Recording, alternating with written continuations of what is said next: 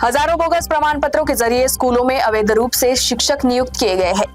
यह गंभीर मामले में अब पूर्व गृह मंत्री अनिल देशमुख ने सेवानिवृत्त न्यायाधीश की अध्यक्षता में उच्च स्तरीय जांच की मांग की है। नागपुर जिले में बहुत बड़े पैमाने पे बोगस शिक्षण घोटाला हुआ है। आपको मालूम है कि व्यापक घोटाला जो हुआ था मध्य प्रदेश में,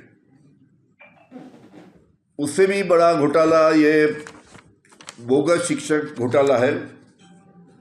इसमें बहुत बड़े पैमाने पे संस्था चालक, बहुत बड़े पैमाने पे शिक्षण खाते के अधिकारी,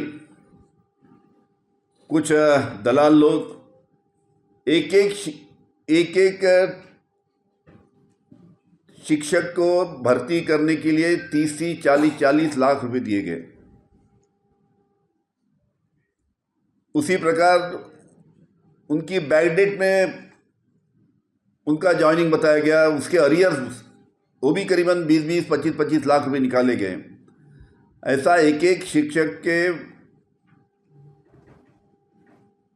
जो भर्ती हुई उसमें करीबन 60 से 70 लाख का घोटाला हुआ एक शिक्षक के ऊपर, ऐसी जानकारी सब सामने आ रही है। अभी तक 1058 शिक्षक भर्ती यहाँ पे हुई है। उसमें ये करोड़ों का घोटाला नागपुर जिले में हुआ है।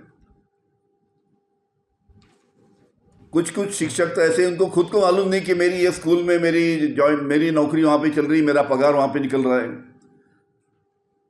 कुछ शिक्षक जिनकी भर्ती हुई है उनको अपने स्कूल उन्होंने कभी देखा नहीं। ऐसे भी काफ़ी बड़े पैमाने पे जानकारी सामने आ रही है। इसमें बीच में कुछ डिप्टी डायरेक्टर और कुछ शिक्षण खाते के अधिकारियों को भी अरेस्ट किया गया। लेकिन ये मामला यहाँ तक ही रुकने वाला नहीं। करोड़ों रुपए का भ्रष्टाचार, बोगस पेपर तैयार करके नागपुर जिले में किया गया है और इसकी जांच रिटायर्ड हाईकोर्ट जज के जरिए होना चाहिए। एक कमेटी रिटायर्ड हाईकोर्ट जज के नीचे में, उसमें एक शिक्षण खाते में जिसने काम किया वो IAS अधिकारी, साइबर क्राइम का एक IPS अधिकारी, शिक्षण खाते की जिनको जानकारी है वर्किंग की उसका एक अधिकारी, ऐसी कमेटी बनाई जाए और उसका नियंत्रण निवृत्त रिटायर्ड हाईकोर्ट जज के अध्यक्षता में कमेटी बैठा के इसकी इंक्वायरी जब होंगी तभी ये पूरी असलियत इस शिक्षक घोटाले के सामने आएंगी। अरे शिक्षक घोटाला सिर्फ नागपुर जिले तक सीमित नहीं है। नागपुर जिले में तो इसकी जानकारी सामने आई है, कुछ अधिकारियों को अरेस्ट हुई है, लेकिन इसी प्रकार का शिक्षक घोटाला पूरे महाराष्ट्र में हर एक जिले में होने की जानकारी भी, कुछ मालूमात भी अभी धीरे धीरे सामने आ रही है।